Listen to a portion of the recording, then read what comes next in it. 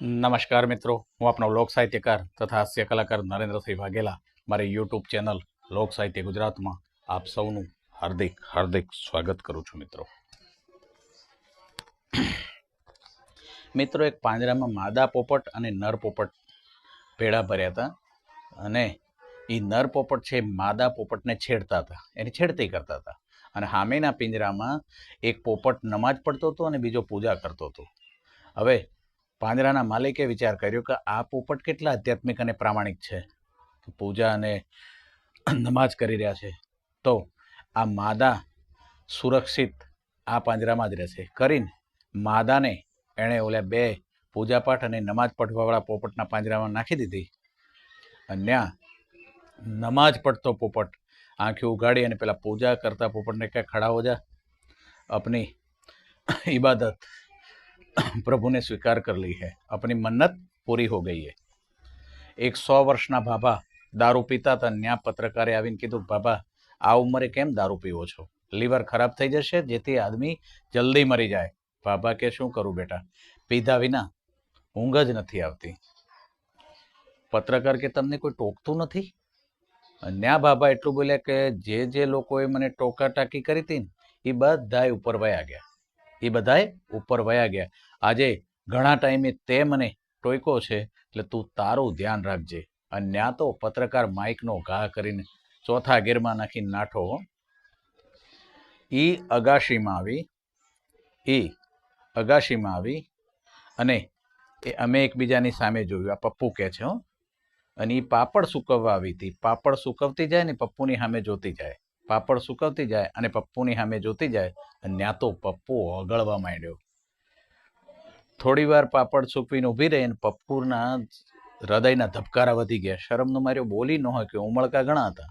અને ઓલી બરોબર પપ્પુનું મૌન જોઈને પાસે આવી અને એટલું બોલી કે પાપડ ચોરી કરતો નહીં હો, ગણેલા છે.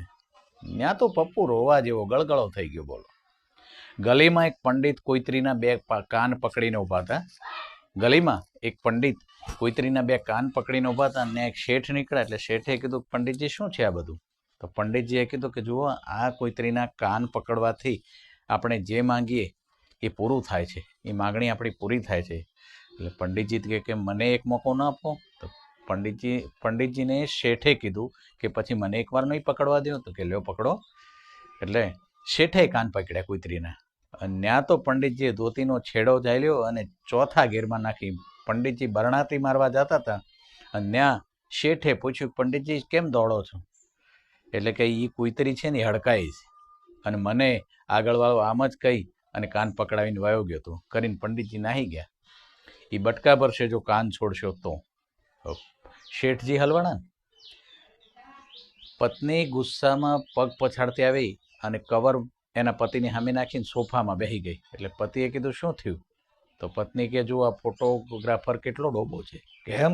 તો કે મારો ફોટો કેવો પાડ્યો જુઓ જો, કે 10 વર્ષ હું મોટી લાગુ છું. ઓલા ફોટો જોયો અને પછી એટલું કીધું, કાંઈ વાંધો નહીં, 10 વર્ષ પછી તારો ફોટો નહીં પડાવવો પડે.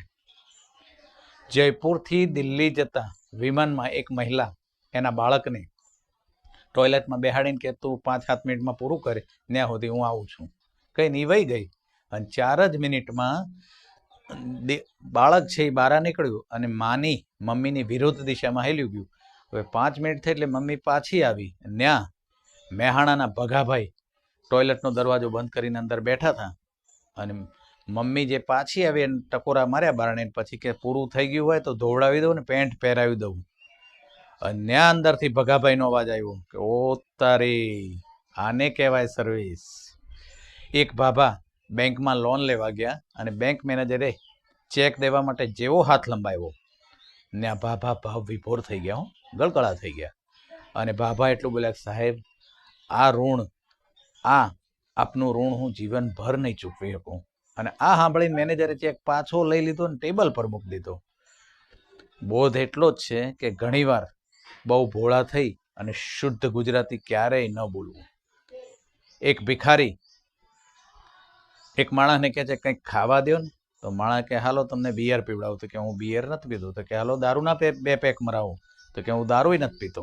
તો હું શરાબી નથી. તો માણસ કે હારું તો હાલો પત્તા રમવા જુગાર રમવા જઈએ તો કે હું જુગારી નથી તો કે હાલો કેસીનો રમાડું તો કે એ નહીં હું જુગારી એ નથી અન્યા ઓલો માણસ બોલે તો કાંઈ વાંધો નહીં હાલો ગર્લફ્રેન્ડને મળાવું મારી ગર્લફ્રેન્ડને મળાવું અન્યા ભિખારી બોલ્યો ગર્લફ્રેન્ડથી શું થાય મારે ગર્લફ્રેન્ડને મારે શું લેવા દેવા હું મારી પત્નીને ખૂબ ચાહું છું માણસ કે હાલો તો પછી મારી પત્નીને મળાવું એટલે ભિખારી કે કેમ તો માણસ કે એને પણ ખબર પડે ને કે જે આદમી દારૂ જુગાર કેસીનો છેડખાની નથી કરતો અને ફક્ત એની પત્નીને જ પ્રેમ કરે છે એની દશા અને એના હાલ કેવા ભૂંડા થાય છે એ જુએ ને તમને જોઈને થેન્ક યુ વેરી મચ મિત્રો મારી આ જ જોક્સની શૈલી આપ સૌને પસંદ આવતી હોય તો ચોક્કસ મારી ચેનલને લાઈક શેર અને સબસ્ક્રાઈબ કરશો મિત્રો અને કરાવશો થેન્ક યુ વેરી મચ